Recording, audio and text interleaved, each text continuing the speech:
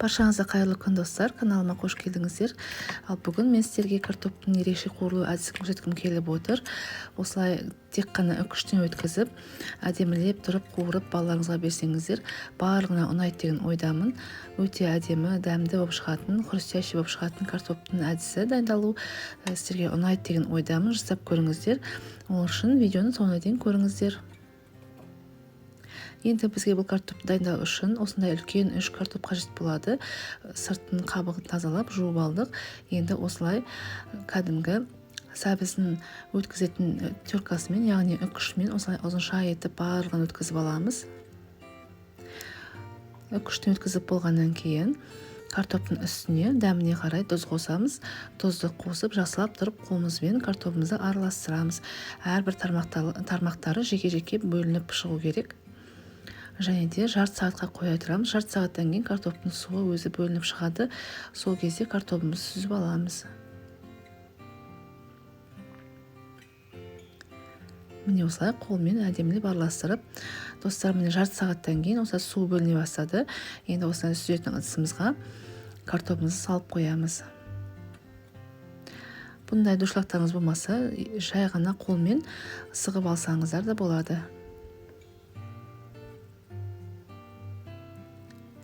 Картопымыз сүзіп болғаннан кейін қызып тұрған табамызға майымызды құйып, осы картоптың мөлшерін дәл ортасынан екіге бөліп қуырамыз. Майды қатты көп құймаймыз, осылай кішкене ғана құямыз. Дәл осы әдіспен картопымызды жайып, қатты қалың емес, қатты жұқа емес қылып жаю керек. Осындай әдіспен жасап көріңіздер. Бізге осы жеткілікті. Енді осы картопымызды қызарғанша қуырамыз. Отымызды орташа отқа қоямыз. Қатты отқа қоймаңыздар, қатты күйіп кетпесін. Піспей қалуы мүмкін. Енді осы жан-жағын әдемілеп жинап қоямыз. Міне достар, бір жағы қызарды, енді екінші жағын қызарту үшін осылай аударамыз. Екінші жағын аударған кезде тағы да үстіне кішкене сұйық май құйыңыздар. Жанынан тым көп емес, кішкене ғана құйсаңыздар болады. Екінші жағын аударғаннан кейін бетін қаппақпен жауып, баяу отқа қойып қойыңыздар. Ол екінші жағы қуырылғанша, піскенше біз ортасын салатын салмасын дайындаймыз. Салмасында менде шұжық, колбаса. Колбасаны мен үкіштің кең жағын өткізетін боламын. Егер де үкіштен өткізген ұнамаса сіздерге, өздеріңіз жай ғана пышақпен ұзынша етіп жұқалап турап алсаңыздар да болады. Ол үлкен қатты маңызды емес. Достар, және де ортасын салмасына өздеріңіздің қалауларыңыз бойынша басқа да заттарды қоссаңыздар болады.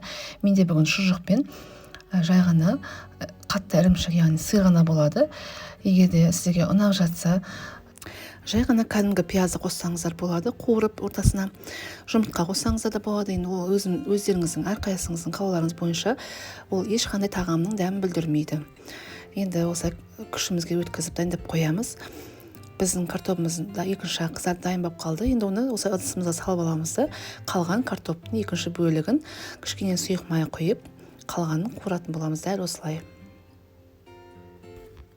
Достар, сіздерге егер де осы картоптан жасалған тағамдар ұнайтын болса, менің каналымда осы видеоның үстіне қазір ссылкасын салып қоямын. Жай ғана картоптан жасалған үлкен әдемі ұзын палочкалар бар. Балаларға өте ұнайтын тағам.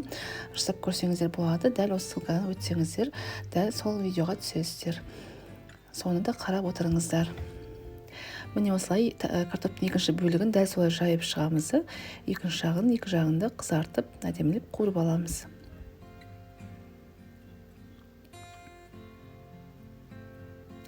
Міне бізде пісіп қалды екінші жағы да. Енді достар, бұны ыдыстан алмаймыз. Дәл осы күйінде үстіне жаңағы біздің үкіште өткізген шұжығымызды осылай саламыз. 3/4 бөлігін салып шығамыз. Үсті барлық жерін салып шығамыз. Иісінің өзі адамның тәбетін ашатын тағам. Балаларға өте қатты ұнады. Жасап көріңіздер, сіздерге де ұнайды деп ойлаймын. Өте жеңіл, жылдам дайындалатын тағам. Егер де осы видеом сіздерге ұнап жатса, менің каналыма тіркеліп қойды ұмытпаңыздар достар. Лайк басып, астына комментарийға өздеріңіздің ойларыңызды қалдырып қойсаңыздар, өте қуанышты боламын. Және де осы видеоны ұнаса достарыңызбен бөлісіп, каналымды қолдап жүруге ұмытпаңыздар. Ол мен үшін өте маңызды, сіздерге қиын болмаса да маған өте маңызды. Енді осылай достар, міне осы әдіспен қатты ірімшіктеріміздің барлығын қойып, үстіне қалған шұжығымызды бетіне осылай сүйіп шығамыз. Және де бірінші пісірген картопымызды екінші бөлігін осылай үстіне жауып қойыңыздар.